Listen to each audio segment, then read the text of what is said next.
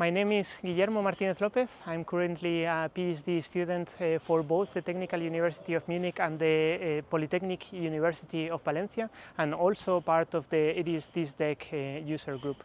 The DISDEC project actually investigates a new mitigation strategy against aeroelastic flutter. So what happened to the Tacoma Narrows Bridge in 1940 doesn't happen again. The idea is to, instead of treat the bridge cross-section, so the bridge cut as a rigid body, then we add some degree of flexibility to that cross-section, and our estimations show that the critical wind speed can be increased up to 40 or 50%. We were very happy to see that the ERIES project was taking place because we needed to do some wind tunnel experiments. We applied and we finally could test this distortionable bridge cross-section at the University of Genoa, in particular at the Giovanni Solari wind tunnel.